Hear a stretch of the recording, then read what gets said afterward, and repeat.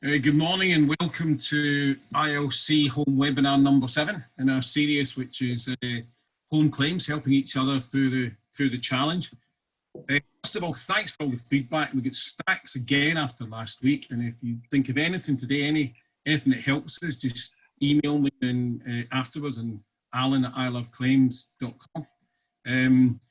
All the feedback helps us think through the things that we think people would really like us to cover over this period, which is day 45. So today we're taking a look at claims and what might change. What may change as a result of what we've learned in lockdown. In the previous 6 webinars, we've talked about various changes, people working from home, the well-being of people working from home, how adaptable suppliers and insurers have had to be, how we've had to change the views of customers and had changing customer views as we've gone through the process. Considered supplier capacity, liquidity and cash flow for suppliers as well. And last week, of course, we took a very close look at video technology and building claims overall. And it's all very interesting, isn't it? But it's always an opportunity to learn. And what we're going to try to do today is, from what we've learned and what we've had to adapt to over the recent weeks, what might in the claims process evolve into longer term practice and become more practical and helpful to everybody. As always, before I introduce the panel, there's no right or wrong in what we say. Everybody who claims ILC conference and listeners are the claims world. We don't have an opinion. All we're doing is sharing our views to help everybody think things through and hopefully improve. And that's all we really want to do together. And I think I said in the earlier webinars, if we can't really get our trust and working together over this period of time, then it's very worrying. But the signs are there's a lot of good stuff taking place. So there's no right or wrong. I'd like to introduce today's panels. We've got Connie Beasley, who's the head of claims at Legal & General. Hello. Laura Lazarus, the supply chain lead for property at Aviva, and Chris Hall, who's the managing director of Questgate. At the bottom, or wherever it is it shows in your schemes, is an ability to ask questions, and there's also an ability to have a chat. Please be welcome. If we can fit your questions in, we of course will. So let's go with Connie first, I think. Just to start it going, Connie, what do you think we've learned during lockdown that might be different for us? Well, I have to say, I have learnt that I can have extensive and numerous conversations about laptops that I never thought I could. It's been unbelievable. So the organisation, the mobilisation to get our people working from home has been immense, and seeing how people work together and just roll up the sleeves, muck in, and do whatever needs to be done, from delivering laptops right through to building, cleaning laptops. So that's something I've definitely learned a lot more about. But what have we learned? So we've learned that nothing is impossible. Oh my God, if anyone had said to us just coming out of 2019 that we'd be able to mobilise massive contact centres, huge amounts of swathes of people that would be able to service customers from home, we just wouldn't have thought that would have been possible. So for me, what I've learned is where there's definitely a need and a will, there is always a way. And perhaps maybe we should have done things sooner, but the reaction that we've had has just been phenomenal. So just people are brilliant when they need to be, is what I've learned. Thanks. Yeah, and it's always easy to say we can have done it sooner when we've done something right. All the thing. Laura, what about you? What do you think we've learned during, before we go on to of all the solutions we've learned during lockdown? I mean, probably fairly similar to what Connie just said, to be honest. I think what I've learned is that we can be really agile when we need to, and we can think really differently when we need to. And similarly, where there's a will, there's a way. So I think I've learned that actually from our perspective, our people and our suppliers, we can all work really well together under immense pressure when we need to, and that I guess probably learned that we can maybe push boundaries a little bit harder. We've been forced to test and do a lot of things that we've talked about for a while, and we kind of did it quickly, and you know, it's all worked. So I think there's definitely a lesson in agility for us there. What about you, Chris? What do you think you've learned during lockdown? Yeah, 3 quick observations. The first one is that prior to this crisis, the IT department was probably the least popular department in the business and was there really just to be blamed for everything. And they are now deeply loved by everybody and considered to be the absolute heroes. The second thing would be, and it's not a surprise, is that loss adjusters work far better during times of surge or crisis. And then the third really interesting one is around video technology, because I think when this crisis first started and we started doing video technology, the fear was, are we not doing away with ourselves? Will there be a loss adjusting industry after this, etc., etc.? And the 2 things that we found is that video is a fantastic enabler, but it doesn't replace. You have to have someone that's actually watching the video and dealing with the customer who has expertise, experience, and empathy. And then following on from that is the fact that video doesn't replace everything. The fact that claims are treated as an essential industry and we're able to get out and see people.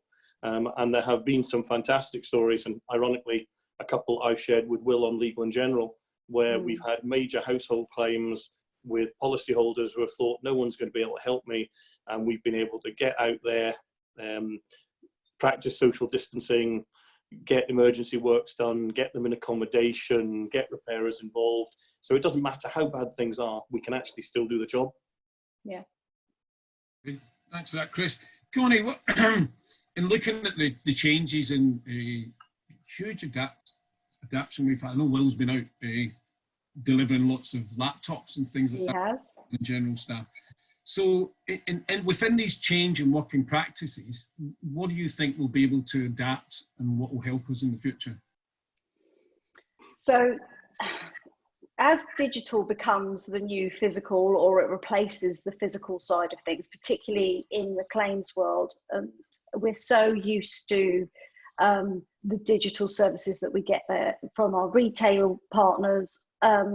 What I think, and what could potentially be really exciting, is the fact that the notification of a claim becomes digital. The reliance of the contact centre, the telephone to speak to us isn't absolutely essential. So from a flexible viewpoint, from the not being tied to a physical building, not having to have handlers to turn up for a shift, working from 8 till 8 or whatever hours people open, what that will do and what that will bring is a level of flexibility where we can change for the customers as customers' behaviour changes. So I'm thinking about our Smart Claim product, which is our notification tool, which we, during the crisis, we extended to all perils. So all customers had the convenience of providing their details and notifying their claim to us when perhaps they couldn't get through on the phone, but also alleviating the time that we're spending on the phone. So there was space for customers that didn't have a digital option to speak to us, and we could guide them through the claims process that way. So for me, it means that we're shaking off the restraints of the office life and the office timetable, and meaning that I could have a workforce at home working a twilight shift and responding to customers' digital notifications, digital inquiries, out of hours, so to speak, out of normal hours. So for me, that is one of the most powerful things that could come out of this, the whole COVID situation, is that it will change how we work, and it will create a different level of service for our customers, and so much more flexibility for our people. Not being tied to the office will mean that contact centre staff that are usually shackled to their desk between certain hours to certain hours, there will be a level of flexibility that we can help them with. So it will make that entry level into insurance a more attractive role, I hope. Excellent. That's really good from an operational perspective in particular, Laura. I'd be interested in your reflections on that, but also how you see the change in working practices perhaps affecting some of the processes or relations with the supply chain. I think we've, like I said at the start, we've been forced to test things really quickly and forced to think differently about how we deal with certain scenarios. And I think we're, as the dust is starting to, I would say, kind of tentatively settle, I think we'll all be similarly with our supplier partners talking about where things have really worked for us and where we see the opportunities arising. So, you know, we've talked loads about tech. Well, you know, we have used tech more than we ever have, and it's definitely worked in some areas and will work less than others. So I think the next few weeks and months are going to be about really honing in on where have we really seen an improvement for our customers from a tech perspective. Where is the use of tech you know, better for our people and better for our suppliers, and how can we build on what we've got. You know, we know that you know, people who haven't been using tech as much have been forced to over the last few weeks and months to stay in touch with their family. So, you know, is there going to be wider tech adoption than there has been historically, and does that present opportunities? So I think as the dust starts to settle, that this is exactly the conversations that we want to be having with our supplier partners. You know, how do we take the positives from this? Where have we really been able to improve or enhance the service? And how do we keep that going, you know, even when things start to settle down? You know, where are the areas that we don't want to go back to normal on? We want to do something differently. Okay, thanks, Laura. Chris, over to you with this one. And I guess from what you said earlier, I picked up a couple of things. And looking at working practices, generally what's your view? And perhaps secondly, from what you said earlier, does that mean that in the future you'll be looking to do a lot more of the type of claims you get without visiting through video technology, and perhaps, you know, in other words, being able to separate ones you can do from the desk and ones you can do from visit? I don't think for the type of claims that we deal with, and bear in mind that we have never done the general lower value, high volume household claims. We've always been commercial, specialist, high net worth. I think you will always need the visit for various reasons. But I think what the video does do, enable you to do a lot of things awfully lot quicker. So you can have a video conference at the outset, which means that you're not visiting and then going away and deciding what suppliers, appointing things. You can do that initial contact, look at the damage and get things going. I think also during the course of the claim, what we found is the phone call that says, oh, you didn't include for this and we've now found this damage, means you don't need to revisit. You can use a video and immediately do it. So I think it speeds things up, it improves the service, but I don't think it replaces the visit. I mean, when we're dealing with an escape of oil, then I don't think that you can do away with the addressing the customer's concerns and the potential for liability issues and whatever. So it won't replace the visit. I think what's interesting about home working is bearing in mind that we were 60% home working before this started. So we already had the telephony and systems. I'm not sure we ever anticipated needing the capacity that we needed, and hence IT people running around buying more laptops and installing things. But we've just done a questionnaire in anticipation of the relaxing of lockdown this weekend. And we wanted to know what staff's attitude was to coming back to offices short term and long term. And a couple of really interesting things have come out for it. The first one is staff are really frightened about coming back. There are very few people, if the government says on Monday, that's fine, you can come back to the office, that actually want to go back to the office. They want to be sure that they're safe. They don't want to take any risks. And a lot of people have got vulnerable people, but also pregnant people, children that aren't at school. So there's no real rush to go back. The second thing we found is that of the people that were office-based and said, I'll never work at home, a good proportion of them have said, oh, I like working at home. I'd be quite happy to stay at home. And around that is exactly what you said. They can start as early as they like. They can finish as early as they like. And a lot of them have said, I was spending 2 hours commuting that I no longer got a better quality of life. However, on the people that have said they want to be home working after it and want to be office working at the end of it, they've all said, we don't want to be 100% home or 100% office. We need to be able to talk to people. We need to be liaise people. We need some interaction. It's fine having video conferences, but people don't want to interrupt and ask a question.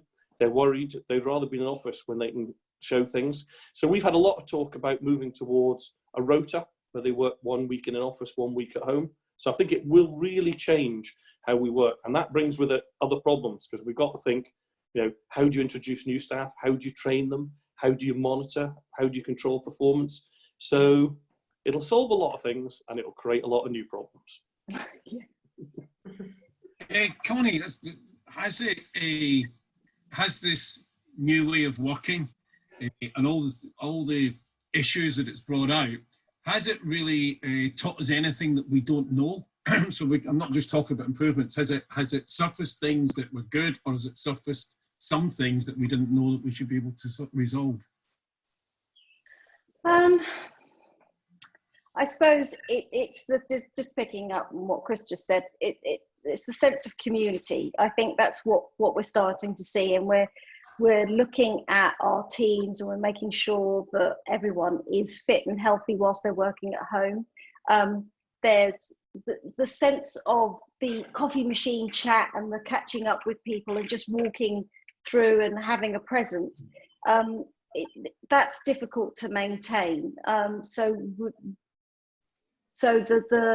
the culture piece, the community piece, is something that we've had to do in a smaller scale, and we're still working on that. So we have Teams groups, we have video conferences with the teams, we have video blogs that go out to the team, and the team do their own logs. So lots of fun and things like that. But it's, at the moment, it's a novelty, and perhaps there's a side of me that thinks we're doing it a lot better now that we're at home. But once it becomes the norm and people stop doing their jokey emails, then what's going to emails and videos? Then what's going to happen? How are we going to keep that?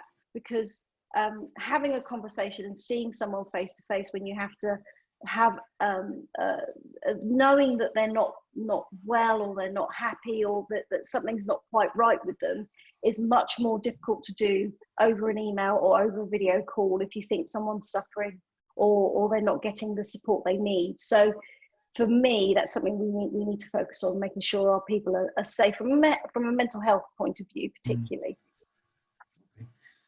Laura, from the supplier perspective, I know you came in across from Motor and Legal last year to work on the home claims. From the supplier perspective, has this process with volumes dropped and we've talked debt and stuff like that built up, has this been able to enlighten you things about the supplier process which you didn't know about, or perhaps were different from what people first expected? Yeah, so I suppose I think there's been various processes, I suppose, where we've realised, as we've had to change what we're doing, you then start to question, well, why did we actually do that in the first place? You know, why have we never thought about doing this a bit differently? So I think there's definitely processes and things that will change. I think debt in particular is one actually that's is always on people's minds, but when we've been forced into the situation that we're in, where we know that some of our suppliers may be struggling, and you know, we know that cash flow is important. You know, we have really upped our ante on trying to focus on things like that, and not just fixing them for the next few weeks, right, until we get back to some kind of normality, but actually how do we make this process better going forward?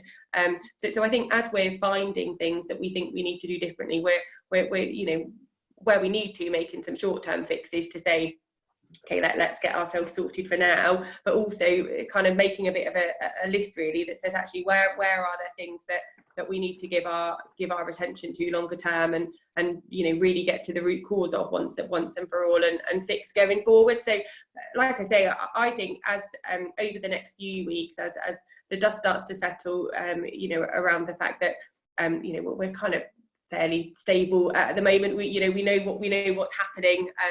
Everyone's done the big moves of getting everybody home and securing supply. I think all of those conversations will really start to play out, and we're certainly really keen to talk to anyone who's got any ideas around how we can change things for the better going forward. Well, we have had an email in from somebody who's saying that this is not referring to anybody on this call or any company, that since the beginning of February, they're over 60 days debt through kind of third parties has gone up 37%. And I really know that a lot of insurers, especially among them the two we're talking today, are making a whole lot of effort to help the third parties solve this. So do you think maybe, Chris, in the long term, when we're looking at this stuff, we can have agreements where if third parties and debts build up and don't get resolved quickly, insurers can step in maybe after a month or 2 months or 3 months and say, this has got to be resolved? How easy would that be on your side? Not saying that you've got your debt problem, just exploring it. I think, to be honest, Alan, it's the wrong way to look at it. I think what we've got to do is prevent it ever happening in the first place. And if in BAU we're turning over invoices in the right time frame, then when a crisis happens, it won't come. I mean, talking first of all as us as a supplier, when this first started, our concern and experience from past surges was that insurers tend to take staff off the likes of payment and put them onto the customer front line. This is probably more telephone orientated. And we were concerned that our invoices wouldn't get paid. And I have to say, without exception, every insurer has put resources into it. Payment has been prompt, and our outstanding invoices is probably at the lowest level it's ever been, which is a real kind of positive. As far as the supplier debt, and I have to say that we're different because we don't operate in a high volume, low value. So you're not talking about the same numbers. But from our point of view, our attitude supply chain is you use it where it adds value. So you don't put everything down the supply chain route. So that reduces the amount the problem arises on. And we also don't take any cut of the money. So we're not making any money out of it. The only thing we charge for is the use of the IT and development of the IT. And the important thing with that is that IT enables the supplier to look at who owes the money, how long it's been outstanding, what's happening on it, and go direct if the insurer agrees to them.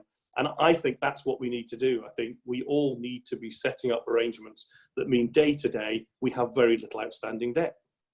Therefore, what you're saying, and Laura, if you said that, what you're saying, Chris, is that if a supplier has an issue with the third party or the loss adjuster and they're not getting anywhere for it, and presumably that in many cases means that the invoice hasn't gone to the insurer, are you saying that the supplier should bypass the third party and go straight to the insurer for resolution? At the right time. I think the important thing is they've got to know where the problem is. So what we're doing is give them information that they can come and they can go, well, I submitted my bill 6 months ago, but the adjuster hasn't even issued an interim payment report yet. So you go to where the problem is. Similarly, if it's been paid, but it's got a wrong reference or whatever, then they can track that through. So you need to identify it. But if you end up in a situation where a supplier has got a dozen invoices, where an insurer has them outstanding and you've got all the information, why have lots of parties involved in dealing with it? What we do is say to the insurer, in that situation, we need a contact that the two can speak to each other direct and sort it out. And that applies the same, with our invoices. I don't want to be phoning Will up and saying, Legal & General owe us this money, Will, what's happening? What I want is our credit control people to have the name of somebody in the insurer who they can phone up and go, we've got these 3 invoices that are over 90 days, can you get them sorted? So it's all about, from my point of view, information and communication. Laura, do you have any views on that?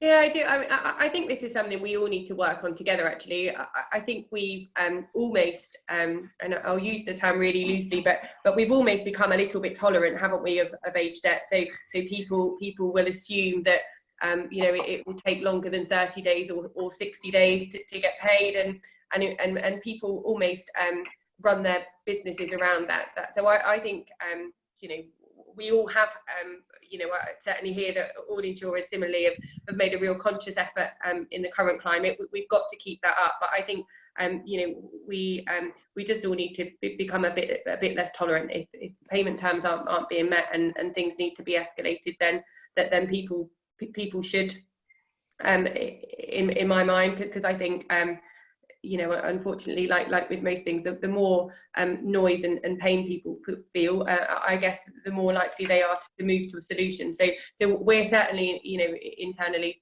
becoming very intolerant of this, and are doing all we can. And I think you know, others should do the same.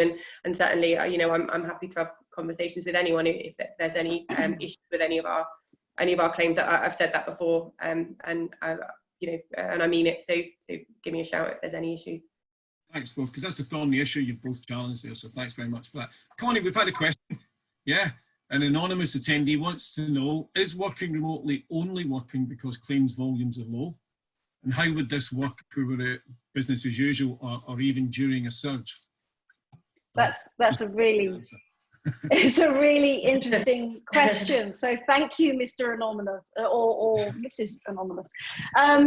So yes, it's useful because the volumes are low. Absolutely, it means that we are providing a monumentally good service to our customers because we have a fair proportion of our approximately 70% of our handlers, frontline handlers, being able to service customers. So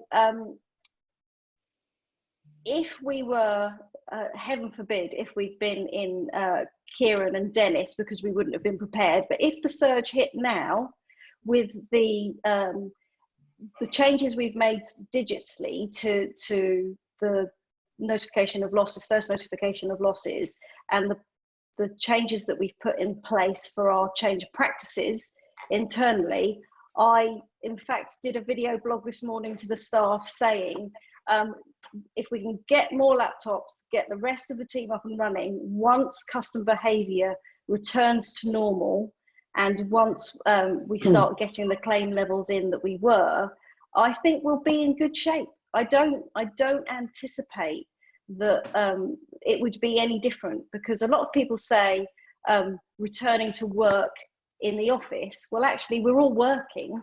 We just need to deploy more technology, make sure our people are comfortable at home so they can do their shifts. I think one of the things that is causing our people an issue is the fact that the kids are at home. Let's be honest. If things get lifted, if the restrictions get lifted by the government, then we'll be in a position where people could work from home without needing to homeschool their children or look after their infants. So I think, yeah, I think it would work, and I am very optimistic that it will, and that we'll continue to have that flexibility for our people. Laura, we've got a question for you as well. Richard Dunn, so it's not anonymous. How do the panel see the purchasing of services from supply chain partners changing in the months and maybe even the years ahead? We're talking about what might change as a result of what we've learned in terms of the way that we purchase services from supply chain partners. I don't know. I mean, there could be various angles to that question. So happily to pick it up if I miss the point offline. But I think it's like I've probably said it a few times already. You know, we're you know, currently starting to look at, well, what have we had to do differently that's worked? So, you know, if we use tech or virtual assessments with the loss adjusters, you know, I think we'll start to understand what the new demand looks like as the new normal starts to unfold. And I think once we've got a clearer view on that, I think that will start to form what our kind of sourcing strategy and what we need to buy going forward. So I think there'll be you know, the period we're in right now, we're kind of learning, well, actually that worked quite well, and we quite like that. But actually, we think we do still need what we used to have in this particular area over here. So I think those decisions are certainly the types of things that we're starting to think about now, and I think there'll be more to see on that over the coming months. Okay, thanks. Chris, think over to you, and I'll ask all three of you this question. Do you think this has given us a real opportunity to cut down, to see how we can cut down the number of touches, number of, and overall the length of some of the claims that we deal with? The straight answer is yes.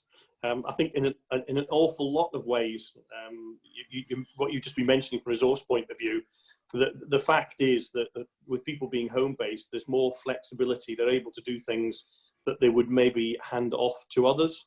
So, and again, taking the video, you're not going to arrange someone else to do a visit. You can maybe get on a video and do it.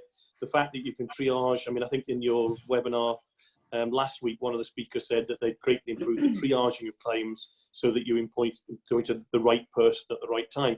So all of those things are going to have an impact on touches. I think the only thing that is a real unknown, and it's relevant to Connie's last answer from the point of view of what would be like in a search, is the public are behaving in a way that is entirely different to how they normally behave. Normally in a search, and I think we're all claims people, so we haven't got maybe people that aren't claims people on this, but the fact is during a search, every customer assumes that they're the only person that's had damage. They all assume that you're going to be able to repair it immediately, and that it's going to cause them no inconvenience, and that the quicker they can get their complaint in, the quicker they can get what they want. All of that has absolutely gone. People are pleased that anything is happening. They're not complaining. Their expectations are much lower. They want to talk about the impact on other things rather than the claim. So we're dealing with people in an entirely different mental situation. And what we don't know is what will happen when we go back to whatever the new norm is. Will people have changed, or will they be exactly the same? And will that mean that the easy option is to go back to doing what we did before and carrying on? My own view is no, there will be change, but it will be slow. It won't happen very quickly. Thanks, Chris. Connie, deal with that, but also another question come in from your friend Anonymous. And I'd like to deal with that as well. Do we see there will be an increase of insourcing for insurers for smaller value claims? They said smaller value under 25,000, given the advances in video technology.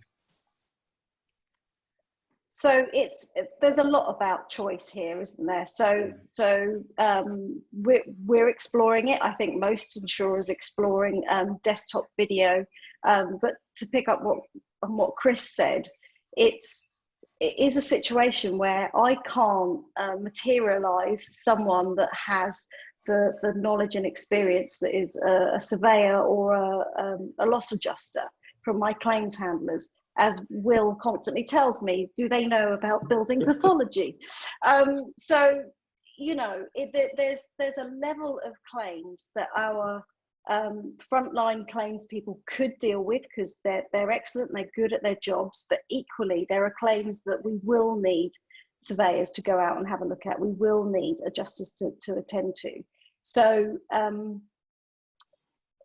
it won't replace, it will enhance, it will give an additional level of choice to customers. Okay.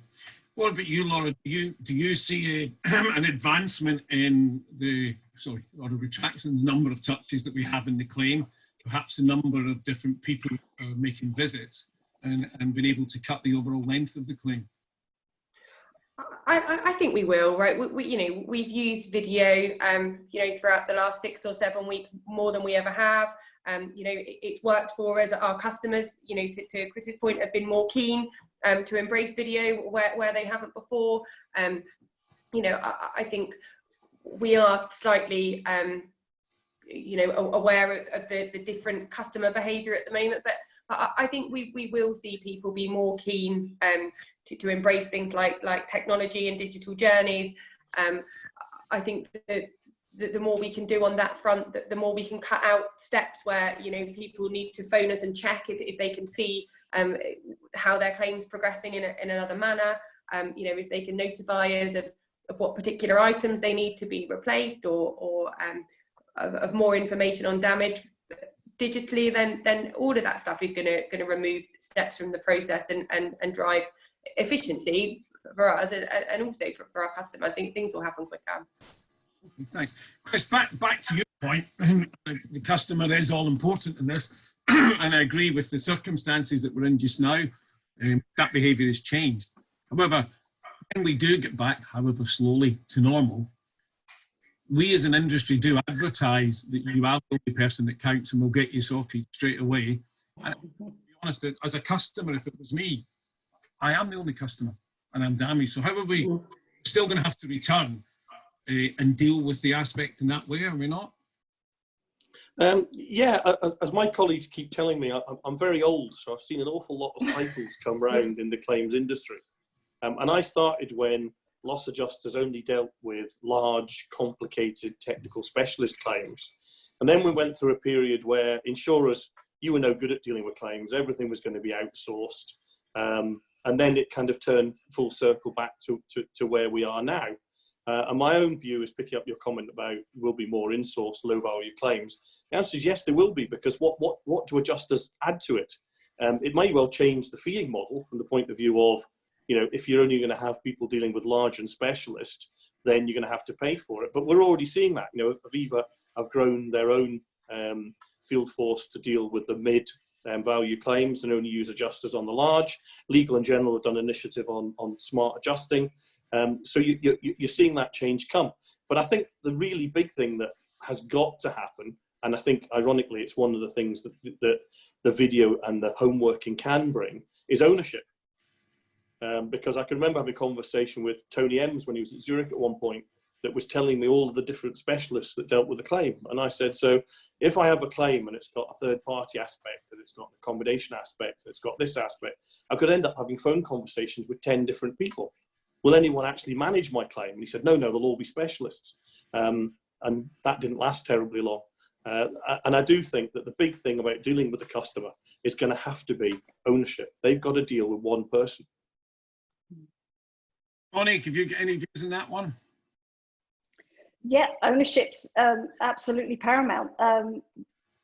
From our perspective, because we cover contents and buildings claims, so where there is a single touch, where the customer submits the claim and we could get it through on a low touch or a no touch or a single touch, then we will. There is no point one of my claims handlers dealing or being a point of contact on a subsidence claim when we know that that's going to go to a specialist. So we get that information to that supplier as fast as possible. That's the expert, that's the person that's going to manage the claim. So where they're transactional claims, where they're contents transactional claims, absolutely, let's just get them done and dusted and quick. If the customer needs the person and personal service, they will get through to a handler. Whether that's the same handler on a contents claim, maybe not. But where it's a more complicated claim, where it's a stickier claim, where it's something that the customer is going to need guidance through, and to help them navigate with the adjuster and all the different suppliers involved and all the different people that are going to be visiting their house. If they want to talk to the insurer, we've got DAs in place, the financial owner should always own that claim.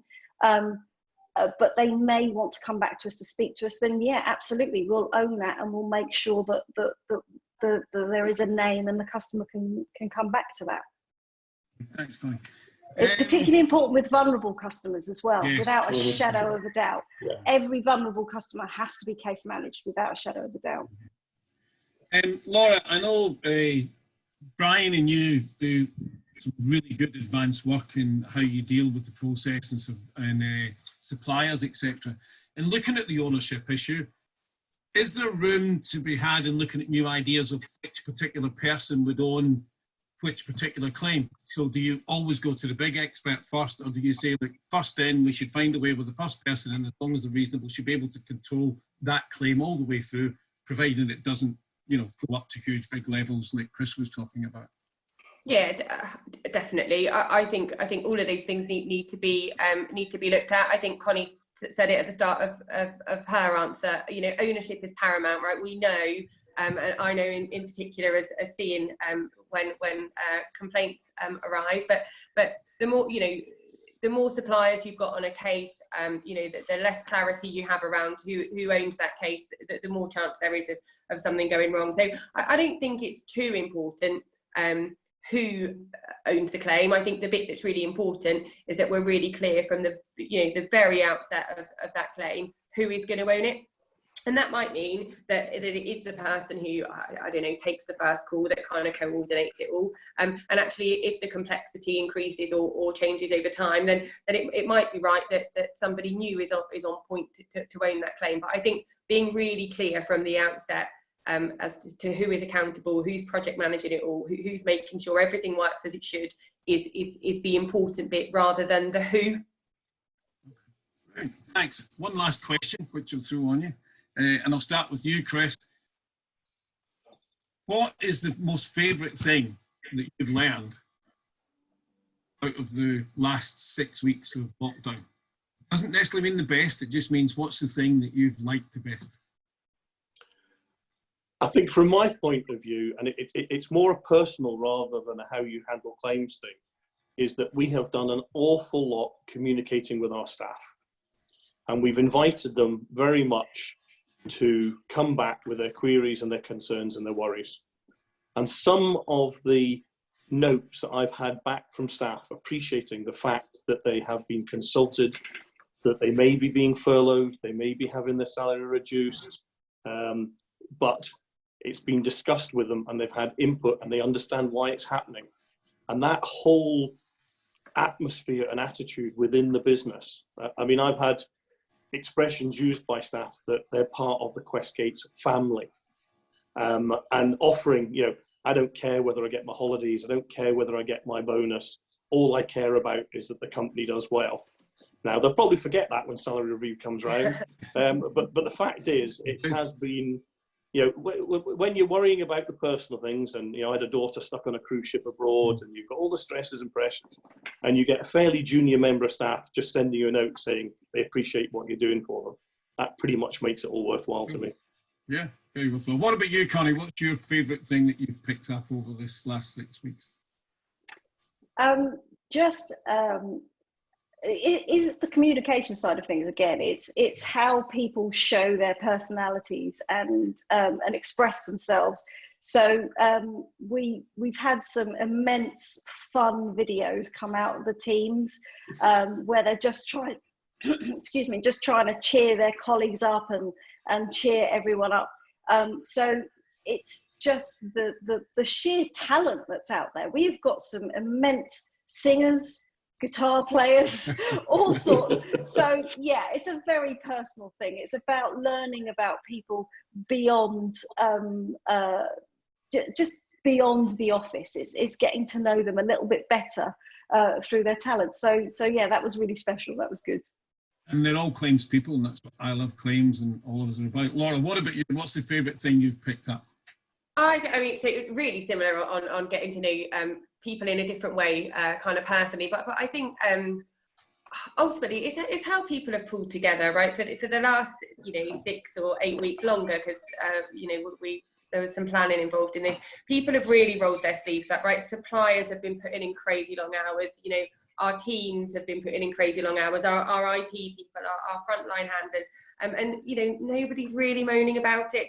People are worried, people are scared, everyone's feeling a little bit uncertain about what the new normal might look like and how long this will last. But actually, you wouldn't ever tell that when you speak to people. And I think, you know, across the board, really, across the industry, I think we've all done as much as we possibly can to make sure that things are right for our customers, and we're there for them when we need them. And I think it just shows when you know, how well we can all pull together when we need to. So I think that for me has been just really nice to see, and I guess long may it all continue in that regard. Absolutely, it's I think we said it again. That's great. Thanks to you for your thoughts. Any further thoughts people have, please just drop me a note at alan@iloveclaims.com. I mean, that's been great reflection and thoughts today. Next week, I want to move a bit further forward. There is a possibility of some release from the severity lockdown we've got, that may occur next week. And that means that we're moving slowly, or whatever pace, closer to being back to normal, or getting things restarted. And we spent quite a bit of time a couple of weeks ago looking at the readiness of restart, and I think we've got to start looking at that again. So next week we'll take say like, how close are we to being in shape for a restart? We've talked about the things we had to do. So how close are we? Where are we in capacity? Where are we with suppliers? Where are we with materials? Where are we with the financial ability for suppliers to be ready?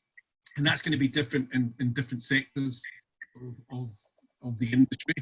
So, you know, what do we really need to do to be ready? And I think it's going to be the next few weeks are going to be an absolutely vital time for all of us. And I'd just like to say, so let's all of us do everything we can to make sure that we're ready for our customers and our customers if you're a supplier, ready to restart when this happens, because like us all, our customers have all been suffering and locked in, and they will want to get back to normal, and that will mean higher demand coming, and we'll look at that next week. So that's next Thursday, the 14th of May, at 11 o'clock. We'd really be delighted if you were all there. In the meanwhile, enjoy the weekend. It is a big day tomorrow. Enjoy that. Please, as always, stick to the rules and be safe, and thank you very, very much, and we'll hopefully see you next Thursday. Thank you to our panellists. Thank you. Thank you. Thank you. Bye-bye. Bye.